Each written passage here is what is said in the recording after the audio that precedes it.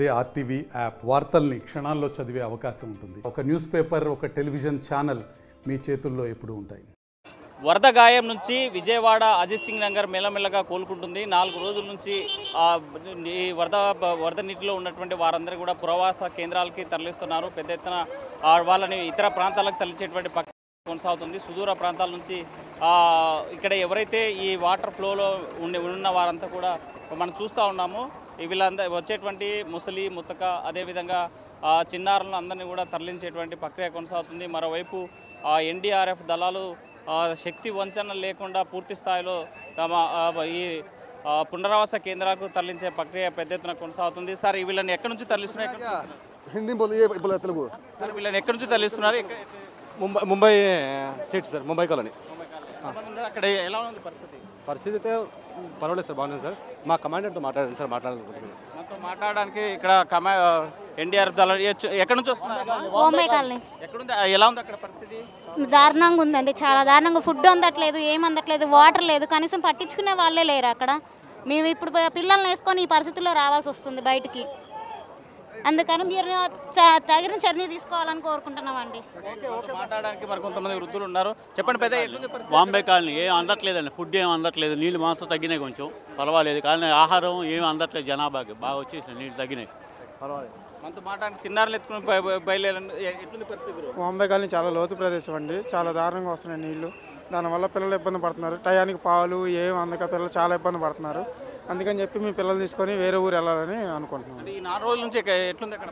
4 రోజుల నుంచి మరి దారుణంగా ఉందండి. ఏమి లేక, టయానికి ఫుడ్ లేక, టయానికి వాటర్ లేక, ఏమి రాక, అంటే చూసేవాళ్ళు వాళ్ళు వీళ్ళు కూడా రావట్లా. కనీసం కార్పొరేటర్ అనే వాళ్ళు వీళ్ళు ఎవరు రావట్లా. అందుకని చెప్పి వేరే ఊరు వెళ్దామని చెప్పి నిర్ణయించుకున్నాం. 4 రోజుల నుంచి చంటి పిల్లల్ని ఎత్తుకున్నటువంటి పరిస్థితి అయితే ఎట్లా కాపాడుతున్నారు? దోమలని అయ్యని ఇయ్యని దోమలు చాలా దారుణంగా ఉన్నాయి. దోమలు అవన్నీ చాలా దారుణంగా ఉన్నాయి. దాని మూలంగా అందుకే మేము వెళ్ళిపోవాలనుకుంటున్నాం. దోమలు మటుకు చాలా దారుణంగా ఉన్నాయి, చాలా తీవ్రంగా ఉంది. పిల్లలు ఆకలితో చాలా ఇబ్బంది పడుతున్నారు. మరోవైపు వృద్ధుల్ని నడవలేనటువంటి వాళ్ళు ఉన్నారు. ఎన్డీఆర్ఎఫ్ దళాలతో వాళ్ళ బోట్లో తీసుకొచ్చినా సరే ముందుకు దిగలేనటువంటి పరిస్థితి అయితే కనిపిస్తుంది. మరోవైపు చిన్న బోట్లలో స్థానికులు తరలించేటువంటి పరిస్థితి ఉంది. బ్రదర్, ఎక్కడి నుంచి తీసుకొస్తున్నారు వీళ్ళందరినీ? ఎక్కడి నుంచి వస్తున్నారమ్మా?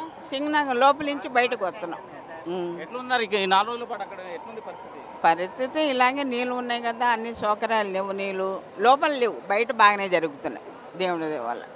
ఫుడ్ ఎలా ఉంది అక్కడ? ఫుడ్ మామూలు యావరేజ్, బాగుండే తింటాం లేదు. అంటే అక్కడ అందాయా అది మన పేట పిల్లలు తెచ్చి ఇస్తున్నారు. స్థానికులు ఎక్కడికెక్కడ వీరందరినీ కూడా సహాయక చర్యలు చేపడుతున్నారు. కొంతమంది యువకులు అందించేటువంటి ఫుడ్, ఇతర ఆహార పదార్థాలు తీసుకొని 4 రోజుల పాటు గడిపినటువంటి పరిస్థితి ఉందని చెప్పేటువంటి పరిస్థితి కనిపిస్తుంది. మరోవైపు ఈ బాంబే కాలనీ నుంచి మరికొంతమంది వస్తున్నారు. చెప్పండి, ఎక్కడి నుంచి వస్తున్నారు? ఇక్కడే గంగానమ్మ గుడి. ఎట్లుంది అక్కడ పరిస్థితి? పర్వాలేదు, కంట్రోల్లోనే ఉంది. ఈ సహాయక చర్యలు అందుతున్నాయి? బాగానే ఉంటున్నాయి. మరికొంతమందితో మాట్లాడదాం. ఎలాంటి పరిస్థితి ఉంది, ఎట్లా సిచ్యువేషన్ నడుస్తుంది అనేటువంటి అంశం మీద మాట్లాడడానికి. పెద్ద మీకు సహాయ చర్యలు అందుతున్నాయి? ఫుడ్ టైంకి అందుతుంది అక్కడ? పర్లేదు, బాగానే అందుతుంది. ఏ కాలం ఇది? ఇక్కడ సింగనగర్ యాడ్ రోడ్ దగ్గర ఎక్సెల్ ఫ్యాక్టరీ ఎదురు. ఎట్లుంది అక్కడ పరిస్థితి? అంటే వాటర్ ఇంతకు ముందు కన్నా పర్లేదు, తగ్గింది. అటు ఫ్లోటింగ్ రావడం ఇంకొంచెం తగ్గింది, పర్లేదు. ఇంకొంచెం తగ్గితే ఎవరిళ్ళకి వాళ్ళు వెళ్తారు. అంటే పైనుంచి ఇంకా వరద వచ్చే ప్రమాదం ఉందని చెప్తున్నారు. అంటే ఉందని అన్నారు, అది రాకుండా ఉంటే ఇంకా మంచి. అది రాకుండా తగిన చర్యలు తీసుకొని అడ్డుకట్లు అవి కడతా ఉంటే బాగానే ఉంటుంది. అది పెద్ద ఎత్తున సహాయక చర్యలు అయితే కొనసాగుతున్నాయి. మరోవైపు సుదూర ఇక్కడ ఉన్నటువంటి కాలనీ వాసులంతా కూడా మెల్లమెల్లగా చేరుకొని బయటకు వచ్చేటువంటి పరిస్థితి అయితే కనిపిస్తుంది. మనతో మాట్లాడడానికి మరికొంతమంది. ఎక్కడి నుంచి వస్తారు పెద్ద? సార్ లోపల నుంచి వస్తున్నామండి. ఎట్లుంది పరిస్థితి అక్కడ? మా పరిస్థితి చూస్తున్నారు కదా సార్. ఏం తీసుకెళ్తున్నారు? వాటర్, మున్సిపాలిటీ బండి తీసుకొని వాటర్ తెచ్చుకోవాల్సి వస్తున్న పరిస్థితి. అంటే సహాయక చర్యలు చేపడుతున్న స్వచ్ఛంద సంస్థలు వస్తున్నాయి, చాలా మంది హెల్ప్ చేస్తున్నారు. అసలు మాకు అసలు అటు ఏం దొరకట్లేదు, మాకు ఎవరు రావట్లేదు కూడా. మాకు అసలు ఎవరు రావట్లేదు, మేమే నీళ్ళల్లో బాధలు పడుకుంటూ వస్తున్నాం. అంటే ఏ ఫ్లోర్లో ఉంటున్నారు ఇక్కడ? మేము ఫస్ట్ ఫ్లోర్లో ఉంటున్నాం. అక్కడ దాకా వాటర్ రాలేదమ్మా? రాలేదు సార్.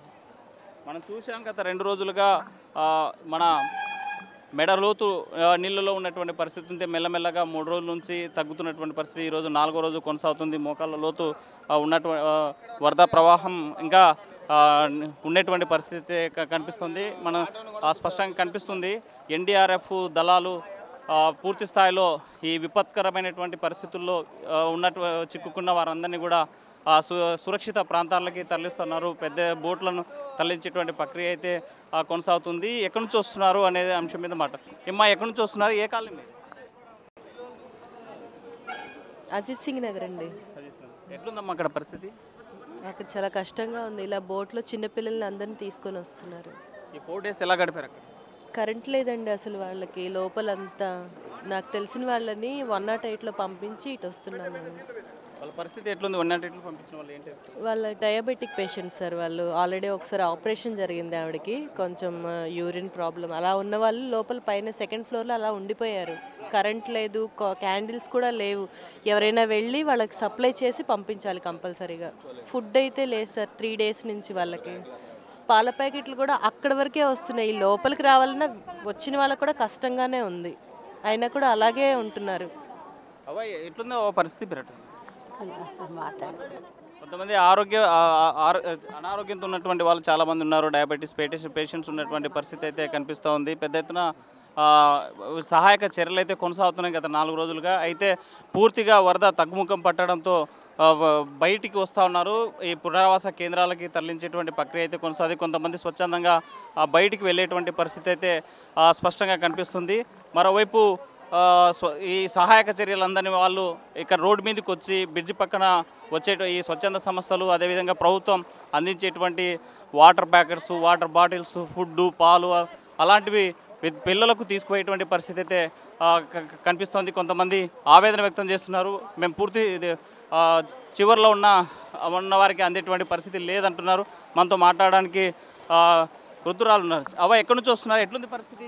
మేము పై రోడ్డు నుంచి వస్తున్నాం, అటు గురునాథం కొట్టుకాడ నుంచి వస్తున్నాం. నీళ్ళు లేవు, ఏం స్కూల్ ఆ నుంచి నడుచుకుంటారు రావాలి. నీళ్లు బాగా లేదండి, ఏమి ఫోన్లు లేవు, తినడానికి లేదు, ఎవరు సరిగ్గా ఇచ్చిన వాళ్ళు లేరు. ఇంకా ఉండలేక నీళ్ళు వచ్చి ఇళ్ళల్లోకి ఉండలేక బయటికి వెళ్తున్నారు. అదే గుడదల పునరావాస కేంద్రానికి వెళ్తున్నారా? మీ బంధువులు ఇంటికి వెళ్తారు? ఎవరు లేరు, బంధువులు లేరండి. ఊరికి ఒకటి ఏడాది కేంద్రం ఉంటారు. ఎక్కడ ఎక్కిపోయారు? బాంబే కాలంలో చాలా మంది ఇరికిపోయారు. ఫుడ్ అంతా ఎక్కడ పడేస్తే లోపల ఏమిస్తారన్న టీవీలో ఎవరి కాలు చెప్తున్నా మాకు ఫుడ్ దొరకలా, 2 రోజులు నీళ్ళు లేవని. ఏంటి అది ఎంతవరకు కరెక్ట్? ట్రస్టులు, సేవా సమితిలు అన్నీ విరివిగా ఏంటంటే ఫుడ్ ఇవ్వాలి అనే దాంట్లో తీసుకొస్తున్నారు ఫుడ్. కానీ ఆ ఫుడ్ లోపల వరకు వెళ్ళడానికి అంటే ఇంకొంచెం బెటర్ ఇంప్రూవ్మెంట్ ఉంటే బాగుండేది. ఇప్పుడు చాలా వరకు అశోక్ నగర్, మన ప్రకాష్ నగర్ అటు సైడ్ అంతా కూడా వెళ్ళినాయి ఫుడ్స్ పెద్ద బోట్ల మీద. తక్కువ కొంచెం ఉన్న వాటి మాత్రం రావట్లేదు. మెయిన్ ఏంటంటే ఇదే ఇబ్బంది. చాలామంది పాపం దాతలు అయితే కాలేజీ కుర్రాలు కానీ వీళ్ళందరూ తెస్తున్నారు. అక్కడక్కడ బస్తాలు పడేస్తున్నారు.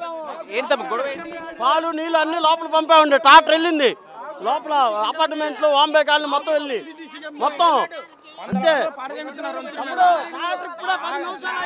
సందుల్లో వాళ్ళకి రావట్లా, ఏమి అందట్లా. వచ్చినట్టు ఇలా వెళ్ళిపోతున్నాయి తప్పితే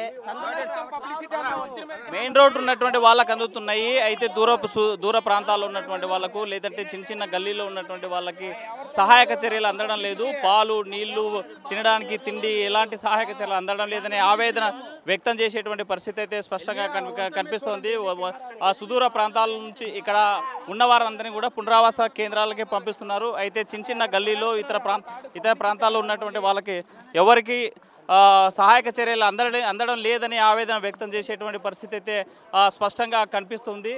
మనం చూస్తున్నాం, వరద తగ్గుముఖం పట్టడంతో పునరావాస కేంద్రాలకు, లేకపోతే తమ బంధువుల ఇంటికి ఎక్కడో చోట తలదాచుకోవడానికి ఈ పరిస్థితులు మారేదాకా వెళ్ళేటువంటి పరిస్థితి అయితే స్పష్టంగా కనిపిస్తుంది.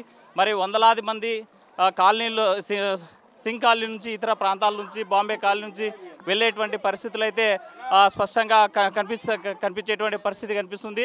ప్రభుత్వము ఇంకా అప్రమత్తం కావాలి, స్వచ్ఛంద సంస్థలు ముందుకు రావాలి. ఇక ఇతర ప్రాంతాల్లో ఉన్న వారందరినీ కూడా ఆదుకోవాల్సినటువంటి అవసరం చాలా ఉంది. పునరావాస కేంద్రాలకు ఇప్పటికే సుమారు 4 లక్షల పైగా మందిని తరలించినటువంటి పరిస్థితులు అయితే కనిపిస్తూ ఉన్నాయి.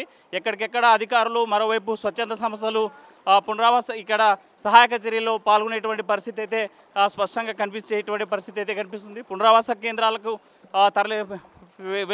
తరలి వెళ్ళేటువంటి పరిస్థితి అయితే పెద్ద ఎత్తున కనిపిస్తుంది.